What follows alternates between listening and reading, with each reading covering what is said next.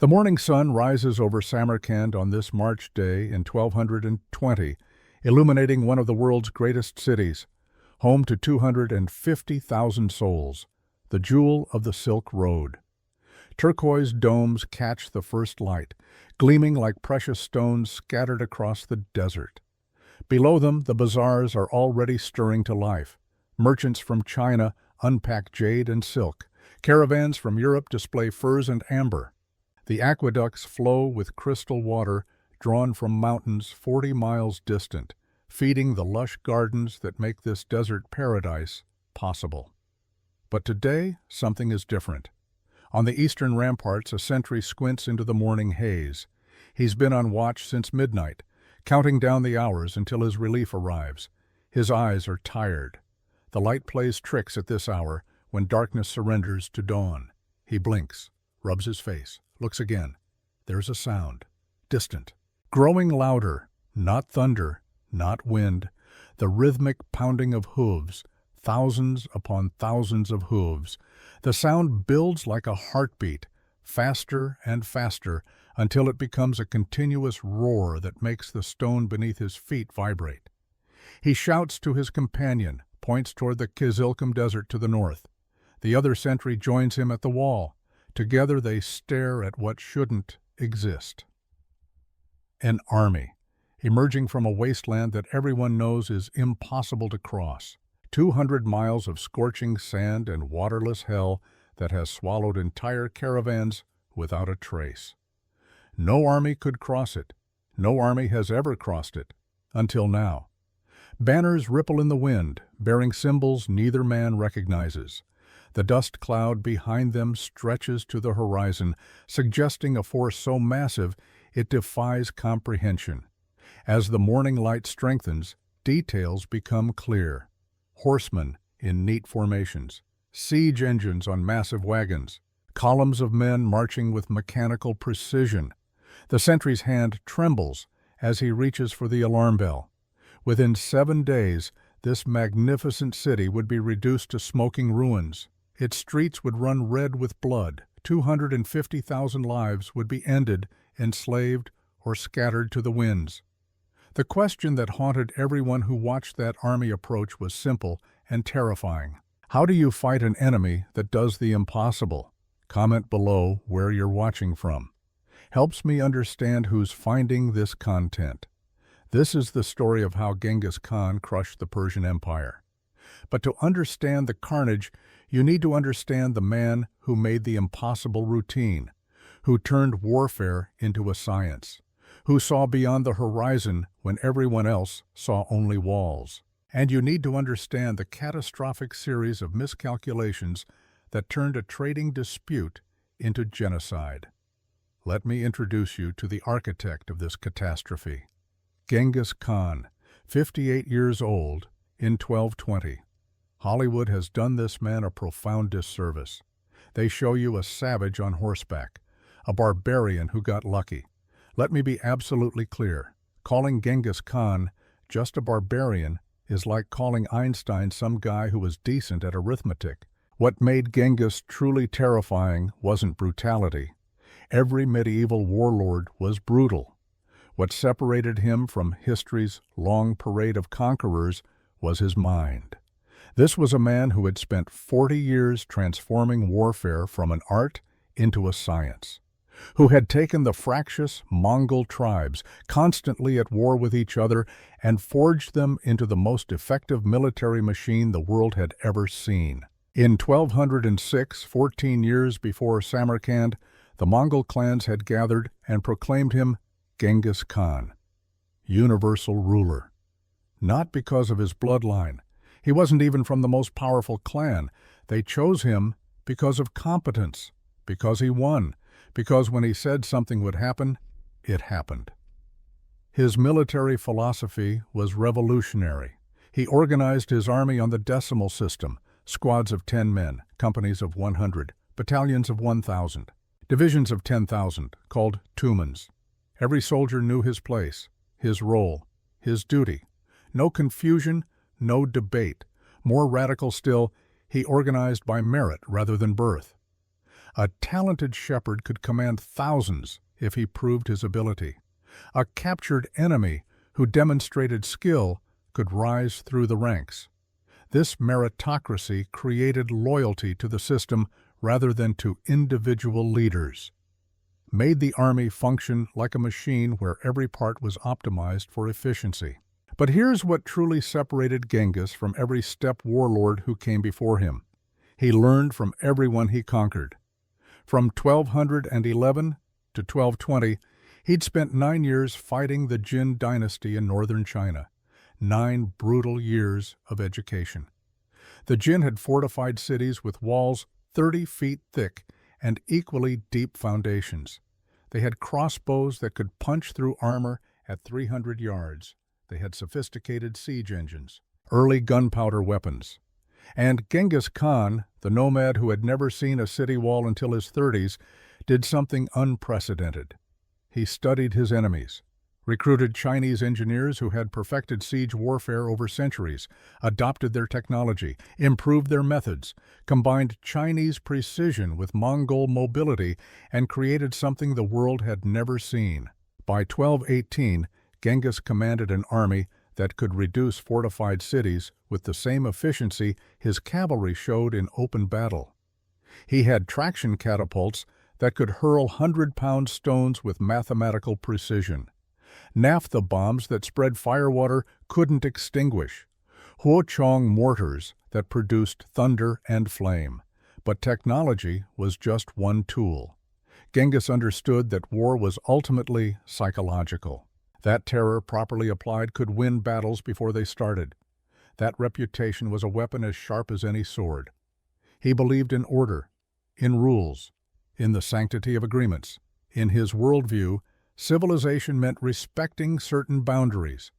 Envoys were sacred, ambassadors untouchable, trade routes protected. These weren't moral positions, they were practical. They made the world predictable, efficient. To violate these rules was to declare that only the law of the sword remained, that civilized behavior no longer applied, that you chose chaos over order. And when someone made that choice, Genghis made them regret it with such thoroughness that no one else would dare repeat the mistake. Now picture Shah Muhammad II of Khwarazm in the spring of 1218, 46 years old, at the absolute peak of his power. His empire stretched from the Aral Sea to the Persian Gulf. 5 million subjects called him Lord. He ruled legendary cities. Bukhara, where scholars debated philosophy beneath soaring minarets. Herat, where poets composed verses that would echo through centuries. Samarkand itself, the crown jewel that made even Baghdad envious. Muhammad had just crushed his rivals, the Ghurids, in a campaign that demonstrated his military prowess beyond question. The Abbasid Caliph in Baghdad, nominal head of all Islam, acknowledged his power. His treasury overflowed with gold. His armies numbered in the hundreds of thousands. Muhammad wasn't just confident. He was arrogant. But empires built on arrogance alone shatter when that confidence meets competence. Here's what Muhammad didn't understand, couldn't understand. The world had changed while he was consolidating power. The old rules of steppe warfare, where nomadic raiders swept in for loot and left when winter came, those rules no longer applied. Genghis Khan had evolved, had become something unprecedented. But to Muhammad, the Mongols were just another tribe of horse archers, dangerous in the open field perhaps, but ultimately no threat to fortified cities, no threat to civilization. This fundamental misunderstanding would kill him, would kill his empire, would kill hundreds of thousands of his subjects. The catastrophe began with greed and stupidity. Summer of 1218. A Mongol trade caravan arrived at Otrar, a border city governed by Muhammad's uncle, Inalchuk, 52 years old, used to getting his way, accustomed to corruption going unpunished. The caravan carried gifts from Genghis Khan, jade from China, ivory from India, gold, white camel hair cloaks, a fortune in merchandise, more importantly, a message. Let us trade. Let us prosper together. Let us establish relations between empires. Inalchuk looked at those goods and saw opportunity for personal enrichment. He accused all 40 merchants of being spies, then had them executed, every single one. Seized their goods for himself. This was bad. Killing merchants disrupted trade, angered powerful neighbors, but it happened occasionally in the medieval world. Rogue governors made terrible decisions. What came next transformed a diplomatic incident into apocalypse. Genghis Khan, despite his rage at the merchants' deaths, tried to maintain diplomacy. He understood that wars were expensive, that trade was profitable, that conflict should be the last resort when other options existed. He sent 3 envoys to Muhammad's court. The message was simple and reasonable. Hand over Inalchuk. Punish him for his crime. Pay restitution for the murdered merchants and stolen goods. Then everyone could move forward. Shah Muhammad faced a choice. Option 1. Blame everything on his uncle. Inalchuk was guilty. Everyone knew it. Hand over one man, avoid war with a powerful neighbor, maintain profitable trade routes. Political calculation dictated this choice. Option 2. Stand by his uncle. Assert his authority. Show this upstart Mongol that the Mongol Empire didn't bow to threats from steppe nomads. Muhammad chose pride. His response to those 3 envoys has been debated for 8 centuries. Some sources say he executed one and shaved the beards of the other 2, sending them back in humiliation. Other sources say he killed all 3 and sent their bodies back to Mongolia. The exact details don't matter. What matters is that he killed diplomatic envoys, men carrying the white banner of peace, representatives who should have been untouchable by every law of civilized warfare. When news reached Genghis Khan, he climbed alone to a hilltop. His chroniclers record that he spent 3 days there, praying to the eternal sky, seeking guidance. But those who knew him understood he wasn't praying for guidance.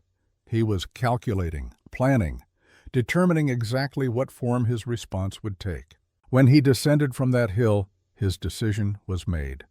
This wouldn't be a punitive raid, not a limited expedition to punish Otrar and withdraw.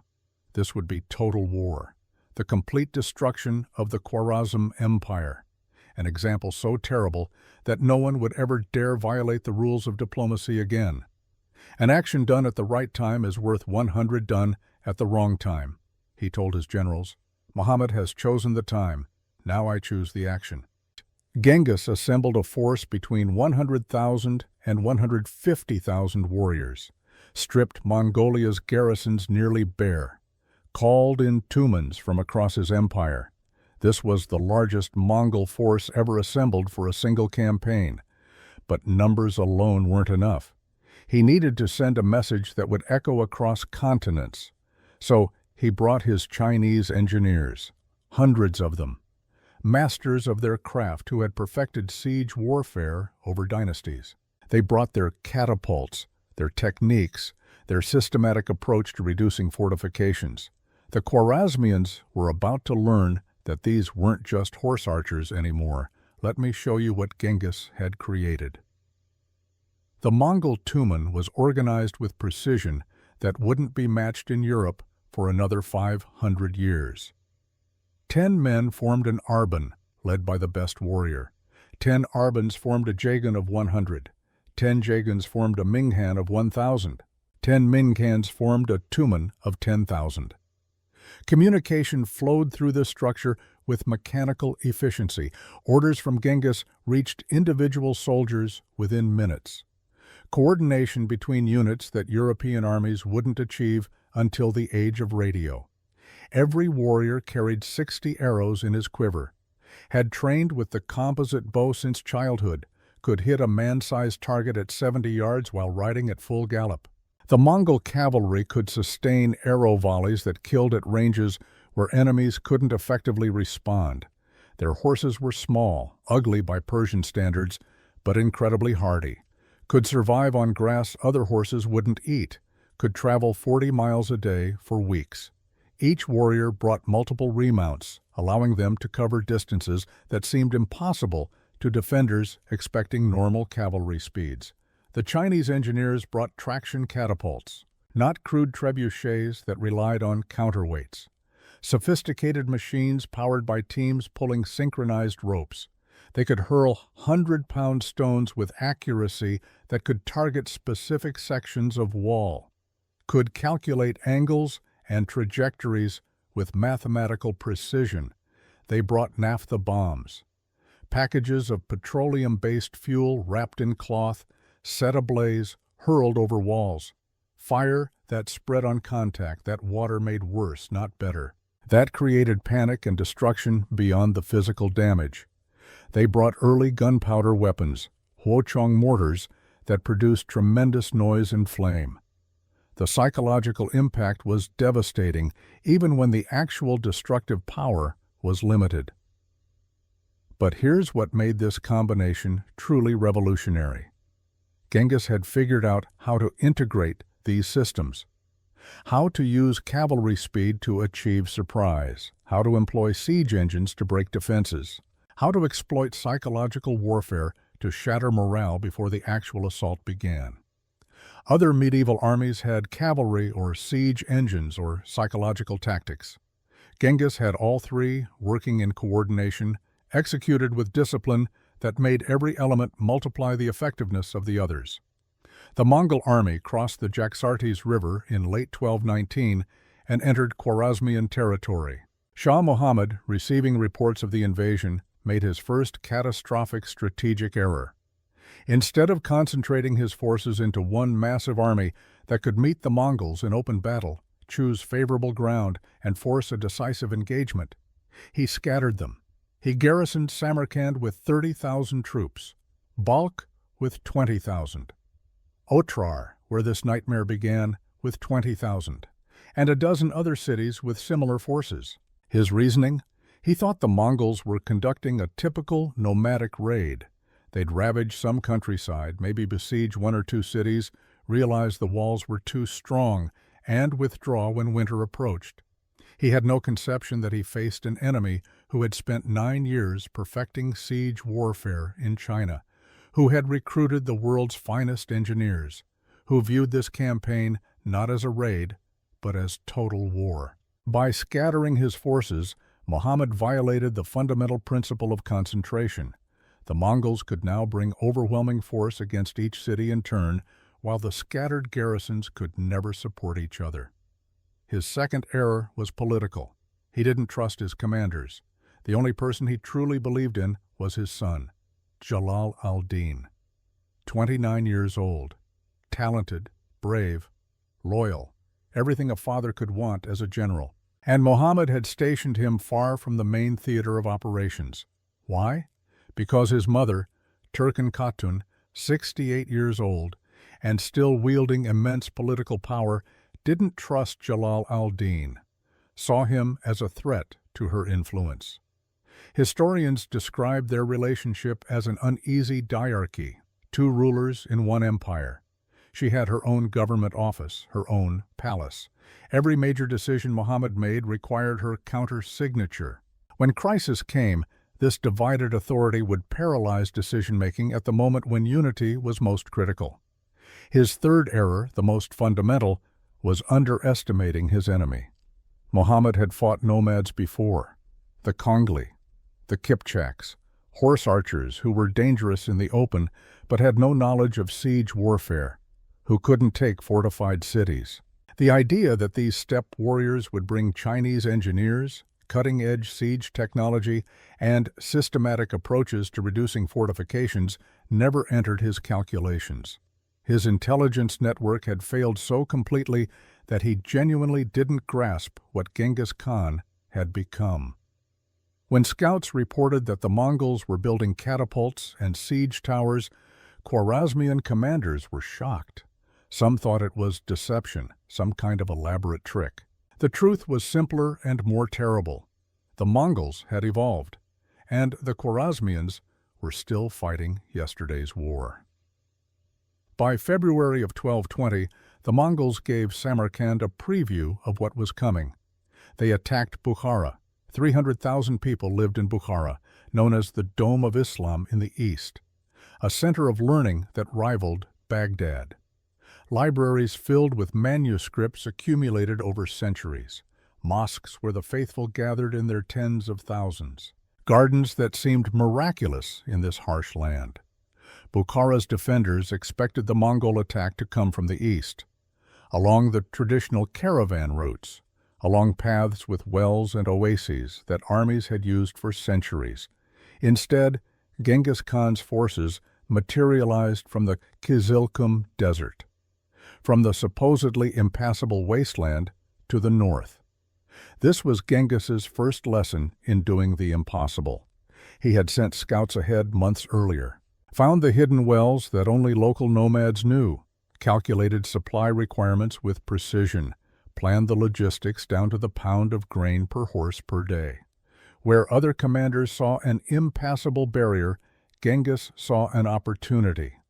The element of surprise was worth 10,000 additional soldiers. Bukhara's garrison made their fatal mistake on the second day of the siege. Their commander looked at the Mongol siege lines and made a calculation. He had good cavalry, Turco-Iranian horsemen who had never known defeat. If he could break the siege early, before the Mongols fully established their positions, he might scatter them. The gates opened. Thousands of cavalry charged out, armor gleaming, war cries echoing off the city walls. Magnificent, desperate, doomed. The Mongols executed their signature tactic. They retreated, not in panic, not in disorder. A controlled, disciplined withdrawal that looked like fear to the charging cavalry. Genghis had taught his commanders this maneuver, practiced it until every warrior could execute it in his sleep. Light cavalry would give ground, drawing the enemy forward, away from their walls, away from safety. Then, at a predetermined signal, the trap would close. At Bukhara, the trap closed with mechanical precision. Mongol heavy cavalry appeared from dead ground on the flanks. The retreating light cavalry wheeled around. The Khwarezmian force found itself surrounded. Mongol archers began loosing arrows from 60, 70 yards, distances where their composite bows were lethal but where return fire was impossible. The slaughter lasted 2 hours. The survivors who made it back to Bukhara's gates carried stories that would spread across the empire. The citadel held out for 12 days. Mongol catapults hammered the walls continuously. Chinese engineers calculated weak points and concentrated fire. Sappers dug tunnels to undermine foundations. When the walls finally fell, Genghis made a decision that would define the entire campaign. Every person who had taken refuge in the citadel was executed. Every single one. The soldiers who had resisted. The officials who had organized the defense. Anyone who might become a symbol of resistance. Then came the sorting. Artisans were identified by their hands, their tools, their skills. 30,000 craftsmen were bound and prepared for the long march to Mongolia. They would live but as slaves producing weapons and goods for their conquerors. Young men of military age, another 30,000, conscripted into the Mongol army. They would serve as expendable troops in future sieges, driven forward to absorb the first arrows, human shields for the real Mongol warriors. Everyone else was distributed among the soldiers as property, then systematic looting, then fires that consumed much of the city.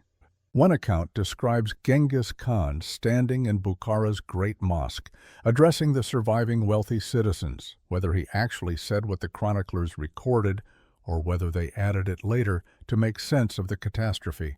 The words captured something essential about how Genghis saw his mission. I am the punishment of God. If you had not committed great sins, God would not have sent a punishment like me upon you. Not a barbarian raging mindlessly, a man who saw himself as the consequence of others' choices, as order's response to chaos, as the price of violating civilized rules. News of Bukhara's fate spread like wildfire. And here's what made this psychological warfare so effective. The Mongols forced 30,000 survivors from Bukhara to march with the army. These prisoners weren't just porters or laborers, they would be the human shields at Samarkand, driven forward in the assault to absorb arrows and slow defenders.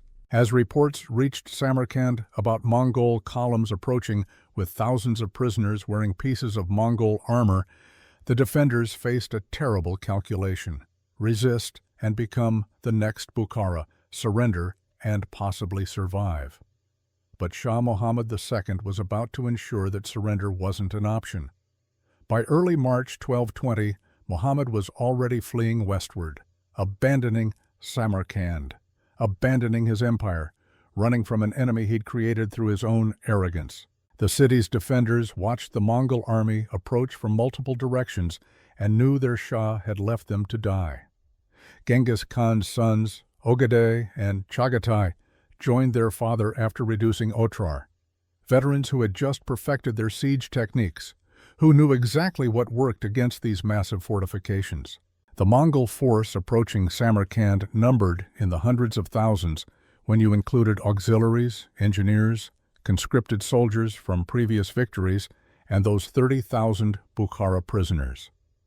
At the head of the columns marched those prisoners, 30,000 men, women, and children wearing pieces of Mongol armor, carrying Mongol banners. From Samarkand's walls, the army appeared twice its actual size. Worse, the defenders could see people they might have known, merchants they'd traded with, scholars they'd debated with, now being driven forward like cattle. The message was crystal clear. This is what happens when you resist. This will be you. Choose. Tomorrow, the siege would begin. Tomorrow, Samarkand would learn what Bukhara had learned: that Genghis Khan didn't just conquer cities, he erased them. And he did it with such systematic efficiency that other cities surrendered without fighting rather than face the same fate. That was the point. Terror as strategy, brutality as communication. One horrifying example that saved 100 future battles. Genghis Khan stood on a hill overlooking Samarkand that night, his sons beside him, looking at the city that would be his next message to the world. 7 days, he said quietly. That's all it should take. Then we move to Balkh while the terror is still fresh. Ogedei looked at the massive walls, the turquoise domes, the city that had stood for over 1,000 years. And if they resist longer? Genghis smiled without humor. Then the example becomes even more memorable. Either way, we teach the lesson. Kill ambassadors, and I don't just defeat you, I erase you from history. The siege of Samarkand would prove him right. Morning breaks over Samarkand. Inside the city walls, a silk merchant stands on his balcony watching soldiers take positions. 42 years old, third generation in this business. His warehouse holds bolts of silk from China, dyes from India, carpets from Persia, everything his grandfather built, everything his father expanded, everything he'd hoped to pass to his sons. His cousin had been a jeweler in Bukhara. They'd grown up together, played in these same streets as children. 3 weeks ago, a refugee arrived with news. His cousin had been seen among the Mongol prisoners, conscripted, forced to carry supplies for the army that destroyed his home. The merchant looks north at the dust cloud that grows larger each hour. He wonders if his cousin is out there, wonders if survival means anything when everything else is taken. On the walls, a garrison commander watches that same dust cloud, 35 years old. A professional soldier who fought in the Ghurid Wars. He's seen sieges before, understands the mathematics of attack and defense. But he's never seen anything like the efficiency with which the Mongols are establishing their positions. The speed, the organization, the systematic approach that suggests they've done this many times before. His instincts scream danger. While Samarkand's defenders prepared in fear, Genghis Khan prepared with the precision of a master craftsman. This is what separates legendary commanders from merely competent ones: the ability to see battle not as chaos, but as system, as interlocking components that must function in harmony. The night before encirclement, Genghis gathered his senior commanders. "Tomorrow we complete the siege ring," he began. "What must the defenders see?" A Chinese engineer spoke. "Overwhelming force, my lord." Partially correct. Genghis stood and walked to a map of Samarkand spread on his campaign table. They must see overwhelming force, but they must also see hope, the possibility that quick surrender might save them. When we crush that hope completely, their will breaks. He pointed to positions on the map. "Ogedei, you take the northern approach with 40,000. Cross the Zaravshan upstream. Chagatai, southern approach with 30,000, plus the Otrar veterans. I command the center with the main force and the Bukhara prisoners." His son studied the map, learning. This was education as much as warfare.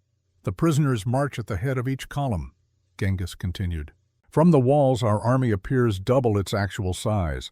More importantly, they see what happened to the last city that resisted. Living proof that walls provide no safety." Jabe the Arrow, one of his greatest generals, understood immediately. The terror precedes us. Exactly. This city is a message, not just to the Khwarezm Empire, to every city from here to the Mediterranean. They need to understand what happens when you violate sacred laws, when you kill ambassadors, when you assume rules don't apply to you. Genghis turned to face his commanders, 58 years old, decades of warfare etched into his face. "Samarkand must fall fast and brutally, 7 days maximum. Then we move while the fear is fresh. Each city that surrenders without fighting validates the strategy. Each city that resists adds to the lesson." Subutai, perhaps the finest military mind in the army, asked the question others were thinking. "And if Muhammad rallies a relief force?" "He won't." Genghis's voice carried absolute certainty. "He's already running. By now he's halfway to the Caspian. A man who abandons his own capital doesn't suddenly discover courage. No, the defenders are alone, and they know it." He looked at each commander in turn. 7 days. Make them count." The encirclement began at dawn, with 3 columns approaching simultaneously. Mongol cavalry flowed around Samarkand like water around stone. Within hours, the city was completely cut off. No escape, no messengers getting out, no hope of relief. And here's where Genghis's organizational genius showed. Each Tumen knew its assignment as if reading from a script they'd rehearsed 100 times. Light cavalry formed the outer ring, interdicting any attempt to break through. Heavy cavalry established strongpoints at key terrain.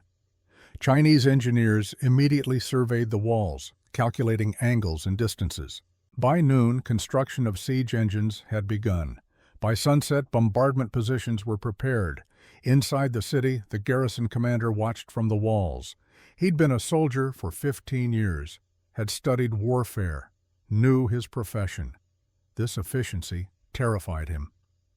He found the city's military governor and reported what he'd observed. "Sir, these aren't raiders. These are specialists. They've done this before, many times. The speed of their preparation is unlike anything I've encountered." "We have strong walls," the governor replied. 30,000 trained soldiers, 20 war elephants, provisions for months. They'll batter themselves against our defenses and eventually withdraw." The commander wanted to believe that. The mathematics in his head said otherwise. He'd counted the siege engines being assembled, estimated their range and destructive power, calculated how long the walls could withstand sustained bombardment. The numbers looked bad. Genghis Khan stood on his command hill watching the encirclement complete. His sons joined him. "Tell me what you see," he said to Ogedei. The younger man studied the city. Strong fortifications, good position, adequate garrison. "What you see is what they want you to see. Now tell me what I see." Ogedei looked again, trying to understand his father's perspective. Divided command structure, scattered loyalties, no relief coming. "Better." Genghis pointed to different sections of the walls. "See how defenders cluster in some areas and thin in others? That tells me about their command coordination. See those banners? Different regiments, different ethnic groups, Turks, Persians, probably some Arabs. Unity of command matters more than numbers. He turned to Chagatai. What's our advantage? Superior siege technology, better organization, psychological pressure from Bukhara. Yes, but the real advantage is simpler. We've done this before. For them, this is unprecedented. They're learning while we're executing. By the time they figure out our patterns, the walls will be falling. This was the teaching moment. Genghis never missed opportunities to train his successors. Watch how we break them, he continued. First, continuous bombardment. No rest, no recovery time. Defenders become exhausted, nerves fray. Second, we show them Bukhara prisoners. Terror accumulates. Third, we exploit internal divisions, turn Turks against Persians, create doubt about their own leadership. And if they sortie? Ogedei asked. They will. Pride demands it. When they do, we execute our standard retreat and encirclement. But here's the key. We let survivors return to the city. Broken soldiers spreading despair do more damage than dead ones. Fear is contagious. Use it. Chagatai studied his father's face. This isn't war to you. It's engineering. War is many things, but at its core, yes, engineering. You're modifying systems, human systems, city systems, supply systems. Break the right components in the right sequence, and the entire structure collapses. That's what we do. That's what makes us different from every other conqueror in history. The bombardment began at dawn on the second day. The sound was unlike anything Samarkand's defenders had experienced, not individual impacts, but continuous thunder. Dozens of catapults firing in rotation. The moment one crew finished, another launched. No pause, no respite. 100-pound stones whistled through the air. They struck the eastern wall with impacts that shook buildings a quarter-mile away. Dust exploded from collision points. Cracks spiderwebbed across masonry that had stood for centuries. But the Mongols weren't just using stones. Naphtha bombs arced over the walls. Packages of petroleum-based fuel wrapped in cloth set ablaze. They exploded on impact, spreading fire that water made worse, not better. Buildings near the walls began to burn. Incendiary arrows rained down in high volleys. Thousands of them. Fired to reach deep into the city. Roofs caught fire. Panic spread as civilians organized bucket brigades while dodging the continuous bombardment.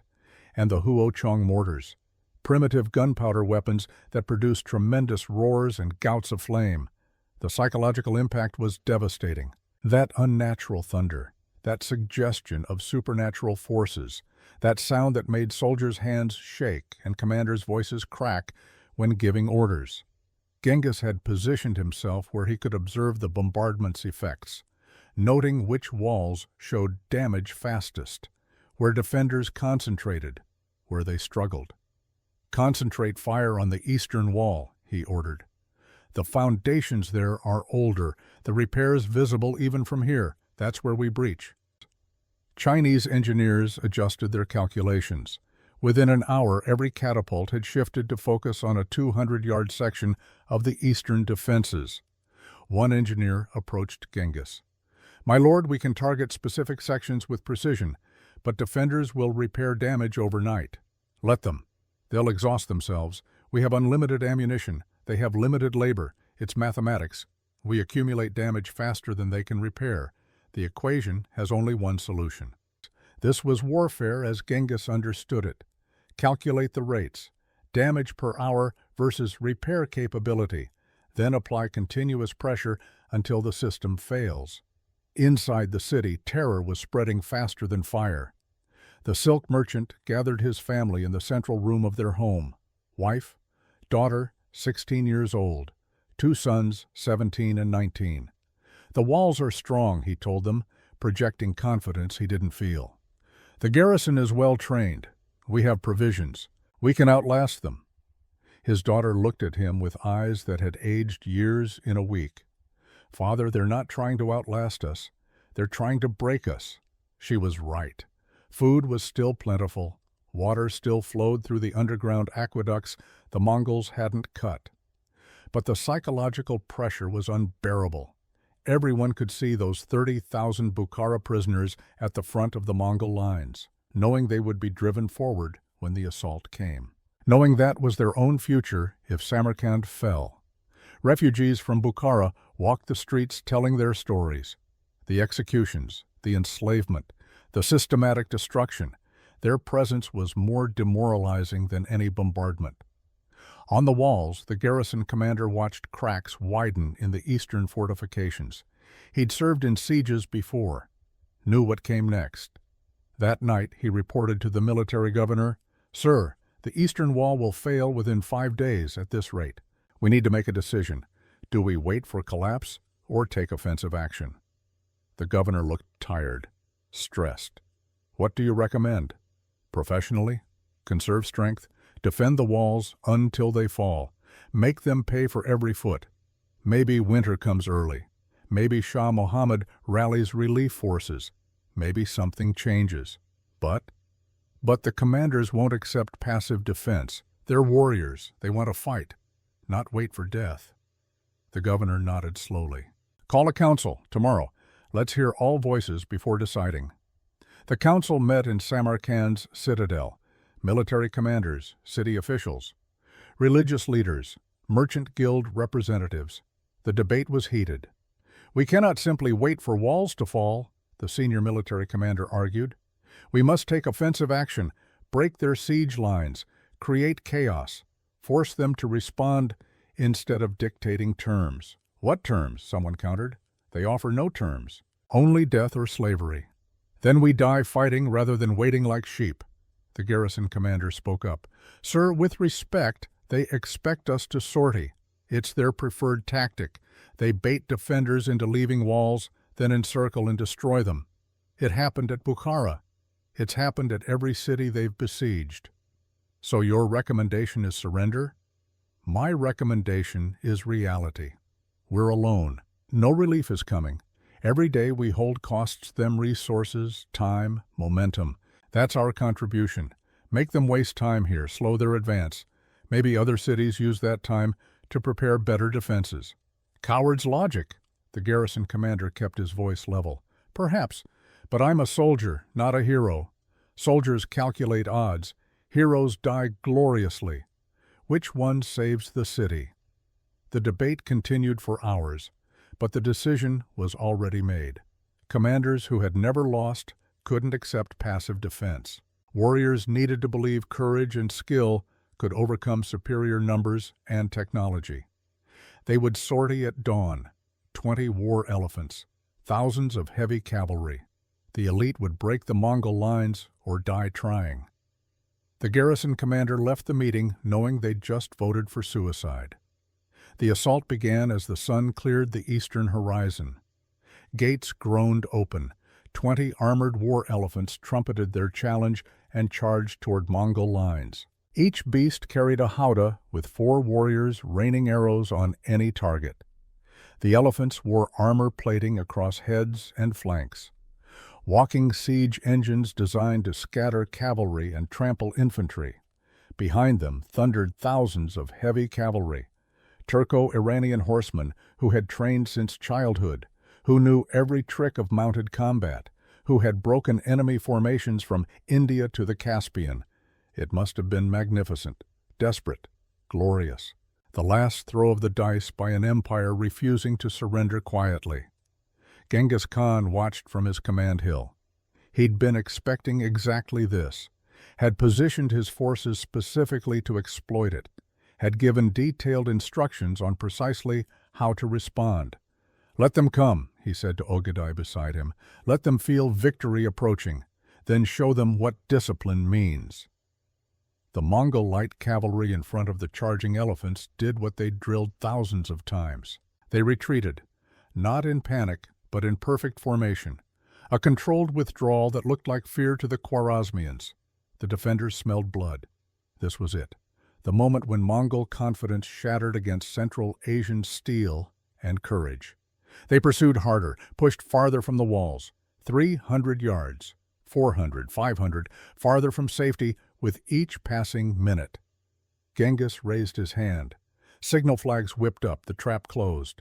Mongol heavy cavalry appeared from dead ground to the north and south.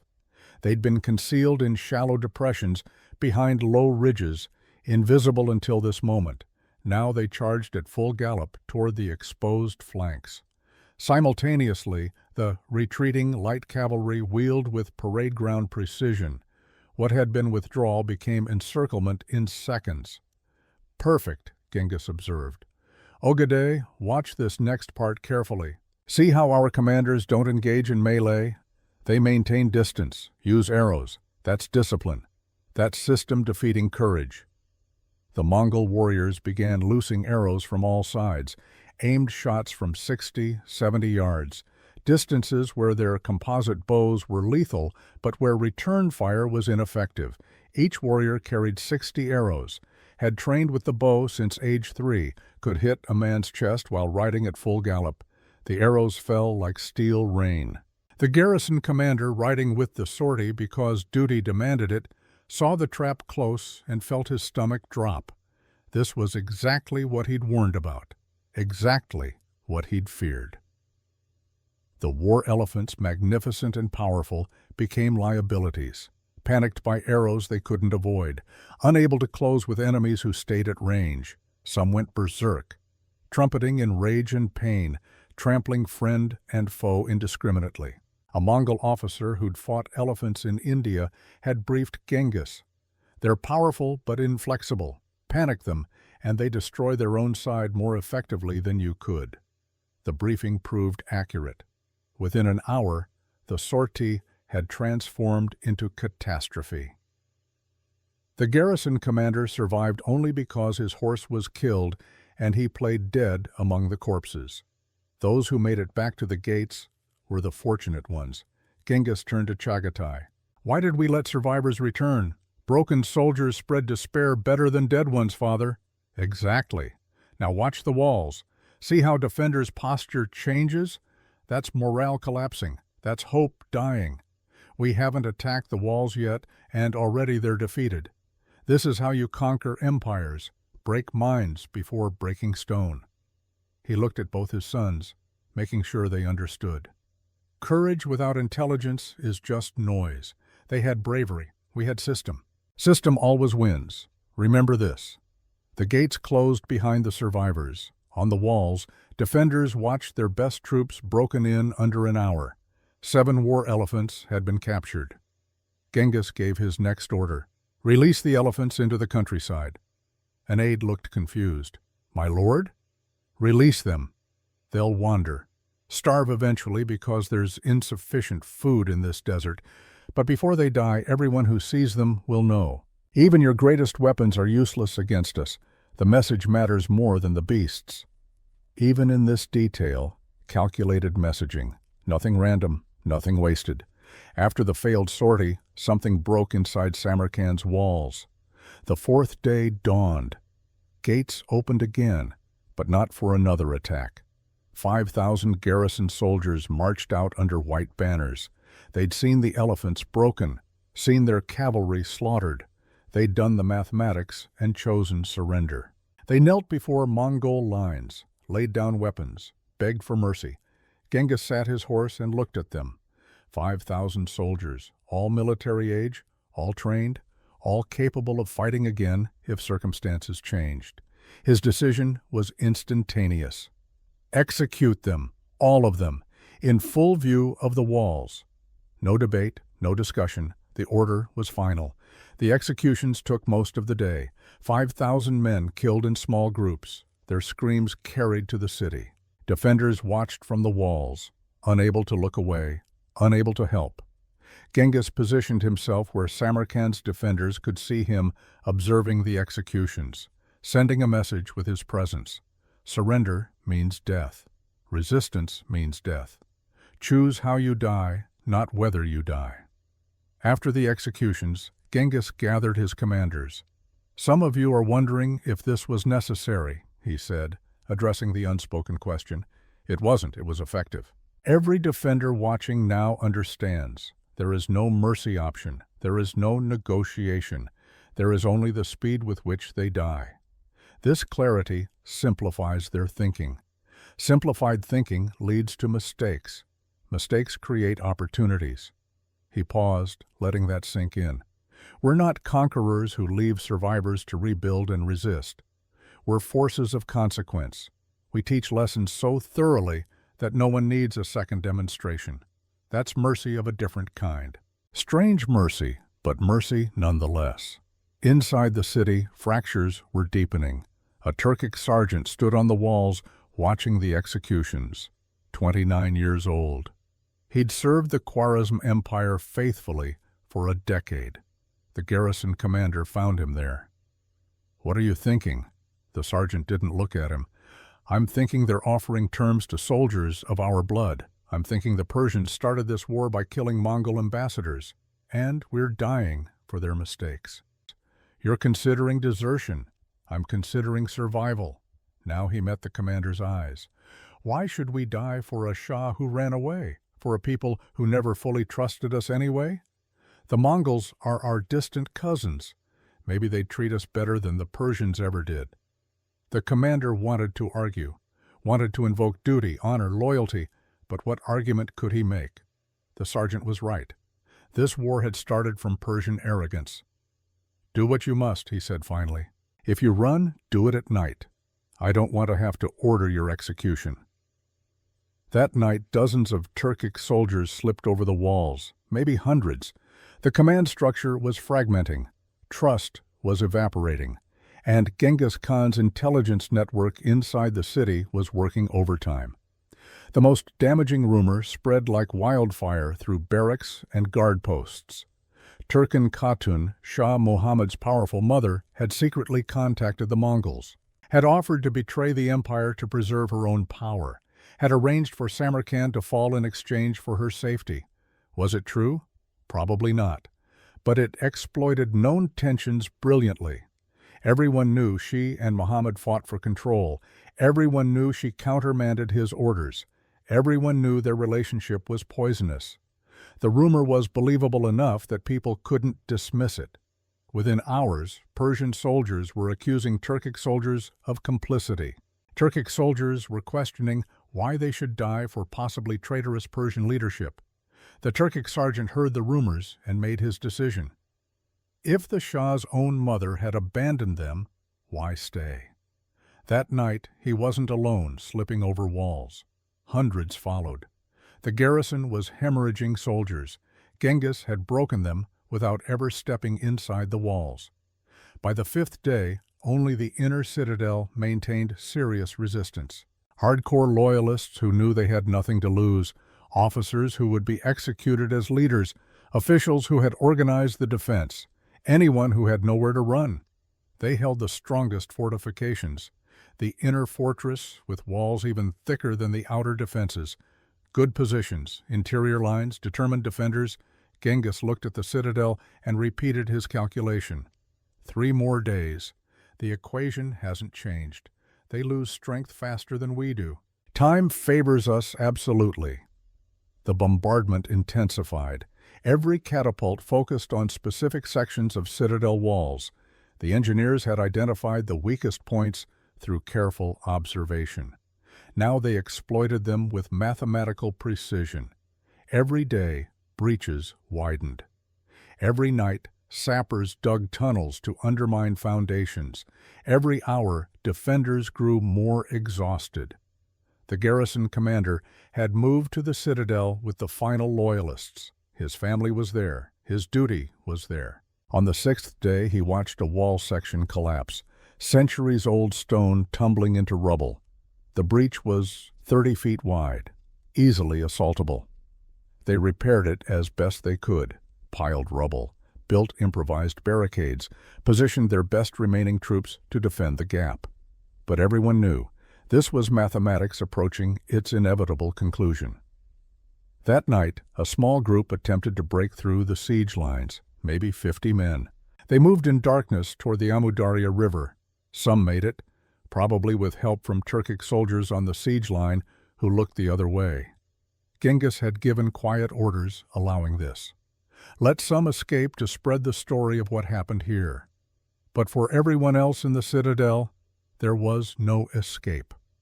The commander stood on what remained of the walls, looked at Mongol campfires stretching to the horizon, an army that seemed infinite. He thought about his family, his wife, his children. What would happen to them when this fortress fell? He knew what had happened at Bukhara. March 19th, 1220, the seventh day. The final assault began at dawn, not a wild charge, but methodical advance. Chinese engineers had calculated exactly where the walls were weakest. Mongol heavy infantry moved forward with scaling ladders and siege towers. Conscripted troops from previous victories were driven ahead, absorbing the first arrows. The garrison commander fought at the main breach. Beside him, the last defenders. Maybe 300 men. They'd held 7 days against impossible odds. They fought with desperate fury. Men who knew death was certain, but wanted it to mean something. They held 2 hours. Then the Mongols breached the secondary wall. Then ammunition ran out. Then it was just swords and shields and hand-to-hand combat against endless waves. The commander fell with a Mongol arrow through his chest. His last thought was of his family. By noon, the citadel had fallen. Genghis Khan rode through the main gate into Samarkand, the jewel of the Silk Road, the city that had stood over 1,000 years. Now it was his. 7 days, exactly as predicted. He rode slowly through streets that had fallen silent, not the silence of peace, the silence of terror, everyone waiting to see what came next. His sons rode behind him, watching, learning. "This is what happens," Genghis said quietly, "when you mistake civilization for immunity, when you think rules don't apply to you, when you kill ambassadors and assume there are no consequences." He looked at the turquoise domes, the magnificent architecture, the accumulated beauty of centuries. "Remember this," he told Ogedei and Chagatai, "we don't do this because we enjoy destruction. We do this so we never have to do it again." One example so terrible that 100 cities surrender without fighting. That's strategy. That's how you conquer the world efficiently. The city waited in silence for judgment. What came next would haunt Samarkand for centuries. The silk merchant huddled in his basement when Mongol soldiers broke down the door above. He'd hidden his family here when the citadel fell, hoping somehow they might be overlooked in the chaos, a foolish hope born of desperation. The soldiers descended the stairs. They didn't speak. This was practiced routine. They'd done it at Bukhara, at Otrar, at a dozen other cities. They separated the family immediately, professional, efficient. His 2 sons, 17 and 19, military age, pulled to one side. His daughter, 16, to another group. His wife tried to cling to her daughter but was shoved away. The merchant himself was examined. His hands, soft, no weapon calluses, but stained with dye. A craftsman, someone valuable. He watched his sons being led away, tried to memorize their faces, the way they looked back with eyes that had aged a lifetime in 7 days. He never saw them again. What happened after the walls fell is difficult to write about 800 years later. The chronicler Atta Malik Juvayni recorded that Genghis Khan ordered everyone who had taken refuge in the citadel and the great mosque killed, not imprisoned, not enslaved, killed, every single one. The justification was military necessity. These were the people who had organized resistance, the officials, the officers, the civic leaders, anyone who might become a symbol of defiance. The executions continued for days. Streets of the inner city ran with blood. Screams echoed off those magnificent turquoise domes that had made Samarkand famous across the world. This was the price of making Genghis Khan do the impossible. The price Shah Muhammad had brought upon his people when he killed those ambassadors 2 years ago. But the Mongols weren't mindless destroyers. That's what people misunderstand. Every decision had purpose. Every action served strategy. The sorting began, the same brutal process as Bukhara, but the merchant and other survivors didn't know that. For them, it was fresh horror. 30,000 young men conscripted as cannon fodder, the merchant's sons among them. They would march to Balkh, to Herat, to Nishapur. would die at some other city's walls, their bodies part of the arithmetic of siege warfare. 30,000 craftsmen identified by their skills and tools, the merchant among them, bound with rope, organized into columns, prepared for the long march to Mongolia, where they would spend their lives producing goods for conquerors. Everyone else, the old, women, children, unskilled laborers distributed among Mongol soldiers as slaves. Property divided like any other spoils. The merchant's wife and daughter were taken by a Mongol officer. He never learned their fate, never knew if they survived, never knew if they thought of him. Medieval chroniclers suggest the death toll reached hundreds of thousands. The numbers are certainly inflated, but even accounting for exaggeration, the scale was genocidal. What we know absolutely, a city of 250,000 people was left a smoking, depopulated ruin. Genghis Khan walked through Samarkand 3 days after the fall, not in triumph, in assessment, making sure his orders were executed correctly, making sure the lesson was being taught properly. He passed the great mosque where thousands had sought sanctuary. Now empty, silent, marble floors stained with blood that would never fully wash away.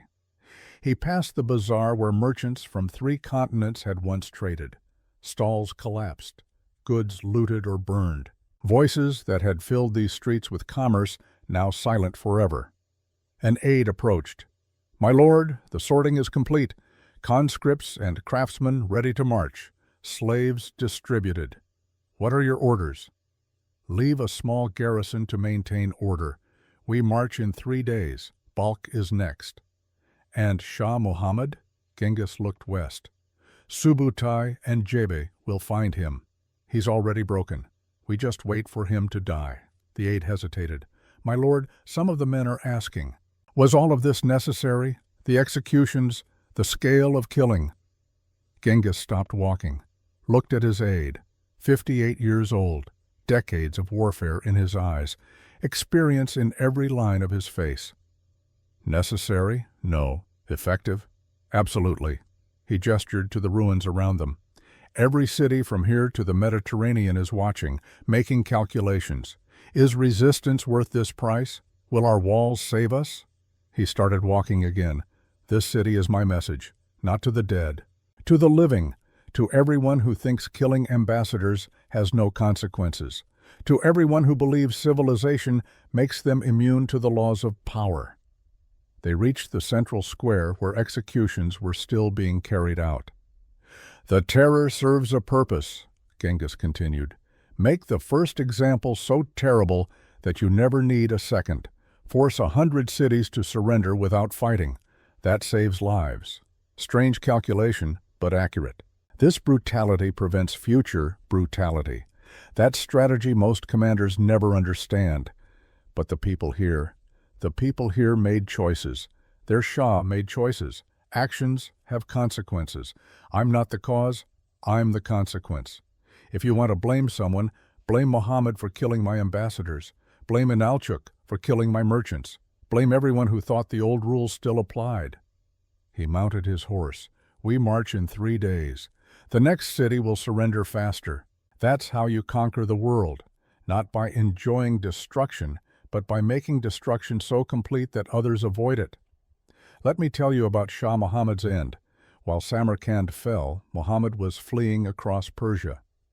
Genghis had dispatched Subutai and Jebe, 2 of history's greatest generals, with 20,000 cavalry and orders to hunt him down.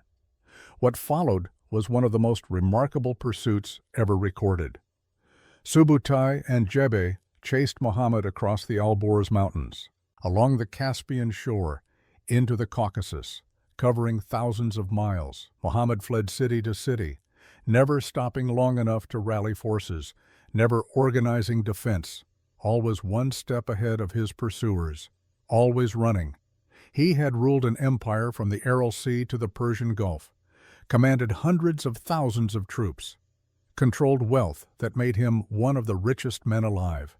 Now he was a fugitive with nowhere to hide, his confidence transformed into paranoia, his pride into terror. By late 1220, approximately 9 months after Samarkand fell, he was sick and exhausted. He reached a small island in the Caspian Sea near Abaskan. Desolate, windswept, the end of the world. There in December he died. Official cause, pleurisy, a lung infection, but some chroniclers suggested he died of shock and grief, that his body simply surrendered, that psychological trauma exceeded any medicine's ability to heal. Disease or broken heart, the result was the same. In less than 2 years, Muhammad went from peak power to dying alone on a barren island. His empire ruins, his cities ash, his people dead or scattered. When news reached Genghis, he said nothing for a long time. Then quietly, he chose to live as a coward. Heaven chose when he would die as one. The Khwarezm Empire died with Shah Muhammad, not weakened, not diminished, erased. But Genghis wasn't finished. He divided his forces and launched systematic destruction across Central Asia that defies comprehension. His youngest son, Tolui, was given eastern Persia, Herat, Nishapur, Merv, 3 of the world's largest, most prosperous cities. Each was besieged, each was destroyed, each added to the mounting toll. Nishapur is particularly horrifying. The city had resisted earlier Mongol attacks and killed one of Genghis Khan's favorite sons-in-law. When it finally fell, Tolui ordered every living thing killed. Not just defenders, not just military-age men, every living thing, men, women, children, even animals. The chronicler Ibn al-Athir claimed each Mongol soldier was assigned 300 to 400 people to execute. The number is certainly exaggerated, but Atta Malik Juvayni recorded that a cleric spent 13 days counting corpses, arrived at one point 3 million dead. Even divided by 10, the scale was unprecedented. Stop. Breathe. Let that number settle. 1.3 million people in a single city. Killed systematically over weeks. This wasn't battle heat, not collateral damage. This was organized extermination. A command-level decision executed with military precision. Why? Same reason as Samarkand. Terror, message, deterrent. Every city witnessing Nishapur's fate had to calculate, resist, and be utterly destroyed. Surrender, and possibly survive. That's exactly what Genghis wanted. He was conquering an empire larger than any in history, with forces relatively small compared to populations being subjugated. He couldn't afford prolonged resistance at every city. So he made resistance so catastrophically expensive that surrender became rational, became the only sane choice. Brutal, calculated, effective. What drives me crazy studying this period is how completely the Mongols shattered conventional wisdom. In 1219, the Khwarezm Empire was at its peak. Wealthy beyond measure, powerful armies, fortified cities that had never fallen to steppe nomad civilization at its height. 2 years later, it ceased to exist, not weakened, erased, and this was just the beginning. Genghis Khan's empire would become the largest contiguous land empire in history. Twice the size of Rome at its peak, stretching from Korea to Hungary, Siberia to India. His descendants would rule much of the known world for over a century, would reshape trade routes, would spread technology and ideas across continents, would create conditions that eventually enabled the European Renaissance. But in March 1220, in Samarkand's ruins, none of that mattered. For the silk merchant being marched east in chains, family destroyed, life shattered, long-term historical consequences were irrelevant. All that mattered was surviving the next day. The brutal reality of being property in an empire built on systematic terror. He would reach Mongolia eventually, would spend 20 years weaving silk, would combine Central Asian patterns with Chinese techniques, creating textiles treasured across the empire, would live into his 60s, would train apprentices, would make himself valuable enough to be treated reasonably well. But his old life remained a fading dream. His sons, dead at walls he never saw. His wife and daughter vanished into the Mongol Empire's vastness. His home, his city, his entire world reduced to ash and memory.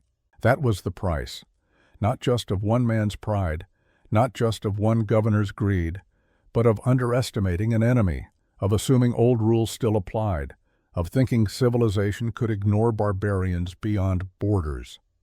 The garrison commander's family never learned what happened to him. His wife waited in that basement until soldiers found them. His 2 children were separated. Sent to different fates he never knew. His body was never identified among thousands at the breach. Just another defender who chose duty over escape, who understood the mathematics but fought anyway, professional to the end, the kind of soldier empires are built on, the kind who dies when empires fall. His wife would survive as a slave in a Mongol household, would live another 30 years, would never speak of Samarkand. Some wounds run too deep for words. His daughter would be taken to a camp in Mongolia, would adapt, survive, eventually marry a Mongol soldier, would have children who grew up never knowing their mother was born in a city that once rivaled Baghdad. His sons, conscripted into the Mongol army, would die at the siege of Balkh 6 months later. Driven forward as human shields, their bodies added to the arithmetic of conquest. 4 lives shattered by decisions made by men they never met. By ambassadors killed 2 years earlier. By pride and stupidity cascading into catastrophe. That's how history actually works. Not great men making great decisions. Ordinary people crushed by consequences of choices they didn't make. So what do we learn? Because history isn't just about what happened. It's about understanding why and what it means for us. First lesson, organization defeats raw strength. The Khwarezmians had courage, numbers, fortifications, war elephants, superior resources if Muhammad had concentrated them. The Mongols had organization, unity of command, meritocracy, systematic approaches. When Muhammad scattered his armies, he doomed them all. The Mongols could concentrate overwhelming force against each target, while scattered garrisons never supported each other. This isn't ancient history. This is fundamental. Divided forces invite defeat. Unity of purpose and command is worth more than numerical advantage. Second lesson, psychological warfare matters as much as physical weapons. The Mongols didn't just attack, they terrorized, spread rumors, exploited divisions, used survivors as both shields and advertisements. By the time they reached each city, half the battle was won. Defenders had heard stories, seen refugees, knew what was coming. Fear is a weapon. Wielded precisely, it can break armies before they fight. Third lesson, underestimating your opponent is fatal. Muhammad thought he faced typical steppe raiders, had no concept that Genghis had spent 9 years perfecting siege warfare, had recruited the finest engineers, had transformed Mongol military into something unprecedented. His failure to understand his opponent cost him everything: empire, family, life, millions of subjects. In any competitive endeavor, understanding your opponent is paramount. Assume they're stupid at your peril. Assume they're still fighting yesterday's war, and you'll wake up to discover the world has changed and you're obsolete. Fourth lesson, terror must serve strategy. Genghis's brutality wasn't random. Every execution, every conscription, every burned city served strategic goals. Other cities surrendered without fighting after Samarkand. That was the point. The brutality was a tool, not an end. I'm not justifying it. The suffering was real, the death toll staggering. But from a military standpoint, it worked. The Mongols conquered more territory faster than any empire before or since, partially because their reputation made resistance seem futile. 20 years later, in Karakorum, the Mongol capital, Genghis Khan would receive a silk robe. The craftsmanship was extraordinary. Central Asian patterns woven with Chinese techniques, colors that shifted in light, beauty that transcended cultures. "Who made this?" he asked. "A craftsman from Samarkand, my lord. He's trained apprentices. His work is treasured across the empire." Genghis ran his fingers over the silk, remembered that city, the turquoise domes, the 7 days. 250,000 souls. Does he speak of his home? "Never, my lord. Not once in 20 years. Genghis nodded slowly, understanding something profound. Some wounds don't heal. Some memories are too heavy to voice. You can conquer a man, take his city, use his skills, but you can never truly own what you've destroyed. The silk merchant weaving in Mongolia was alive, useful, even valued in his way.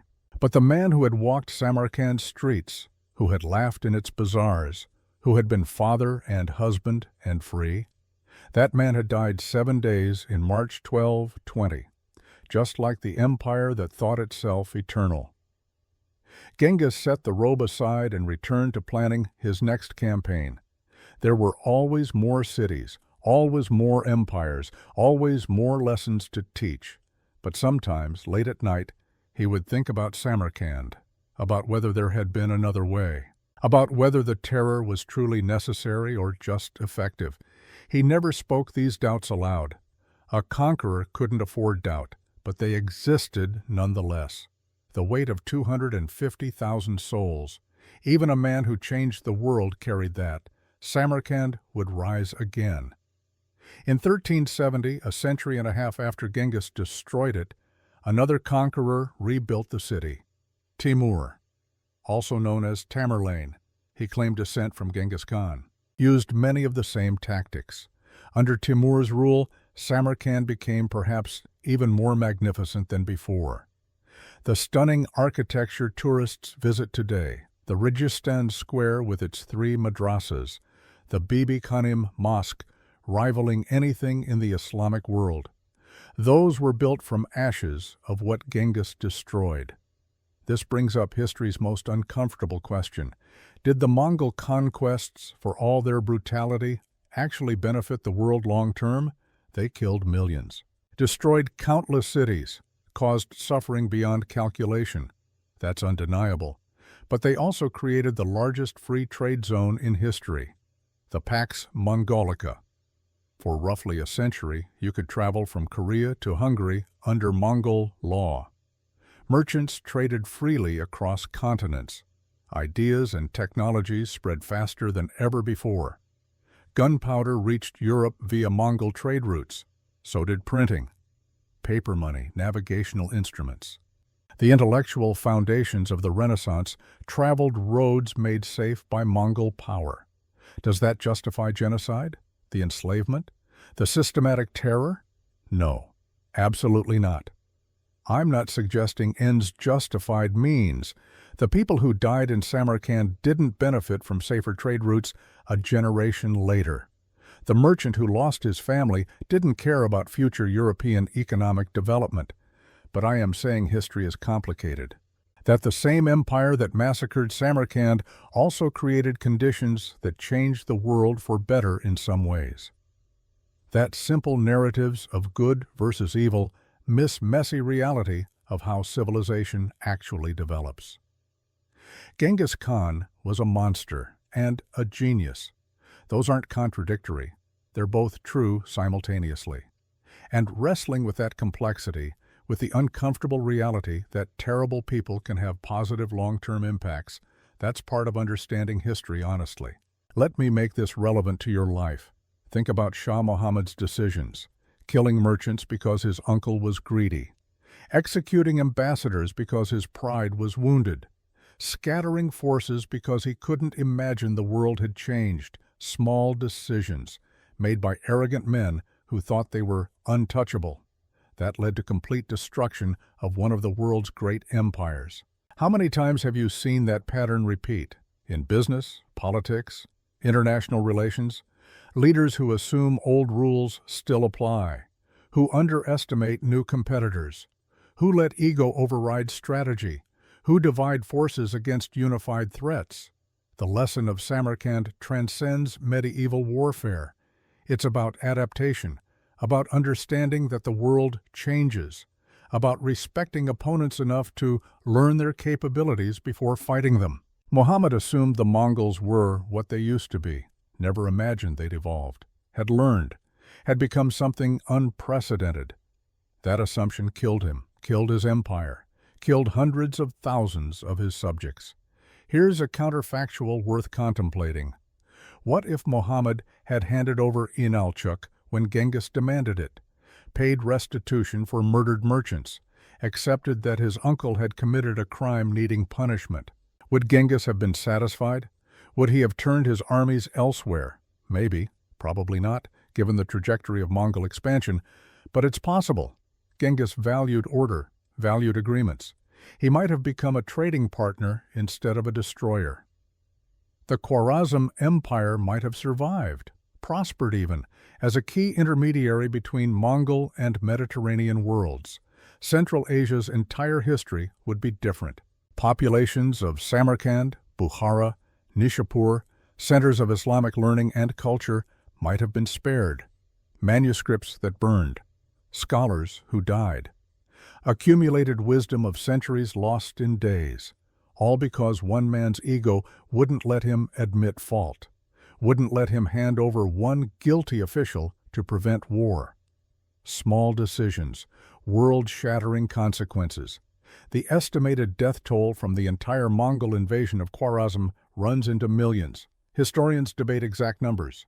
Medieval chroniclers exaggerated to emphasize horror. But even conservative estimates suggest Central Asia's population didn't recover to pre-invasion levels for over a century. Think about that. An entire region, depopulated, traumatized, set back generations by 2 years of warfare. For Samarkand's people in March 1220, there were no consoling historical perspectives, no long-term benefits to contemplate, no silver linings. Only 7 days of horror that left their city in ruins and their civilization in ashes. The ruins stood as testament, as monument, as warning. This is what happens when empires grow complacent, when leaders underestimate enemies, when old warfare meets something unprecedented, when small acts of violence and stupidity cascade into catastrophe. Genghis Khan's conquest of Central Asia was a turning point, the moment when it became clear that the age of isolated civilizations was ending, that a more connected, more dangerous world was being born. That adaptation meant survival, and stagnation meant death. If you've made it this far, if this deep dive into one of history's most brutal campaigns has made you think differently about conquest, about empire, about consequences of leadership decisions, I need you to do 3 things. First, subscribe. We're continuing to explore history's most fascinating conflicts, the ones that changed the world, the ones that teach uncomfortable truths about human nature and power. Second, hit that like button. It genuinely helps the algorithm, shows YouTube that in-depth, serious content matters, that there is an audience for history that doesn't sacrifice accuracy for entertainment. Third, drop a comment. Tell me what siege or battle you want next. Constantinople 1453, when Ottomans finally broke the Byzantine Empire? The Mongol invasions of Japan, where typhoons did what armies couldn't? The fall of Baghdad in 1258, when Genghis's grandson destroyed the Abbasid Caliphate. Your suggestions shape what I create next. This channel exists because people like you want substantive, detailed, honest history. And if you know someone who would appreciate this, someone who values depth over sound bites, complexity over simplification, share this video. History matters most when it's shared. Remember Samarkand's lesson, know your opponent or die learning. Don't assume they're still fighting yesterday's war. Don't divide forces against unified threats.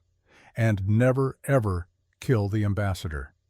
Because that single act, that moment of pride and rage when Shah Muhammad executed Genghis Khan's envoys, that set in motion a cascade destroying empires, killing millions, changing world history's course.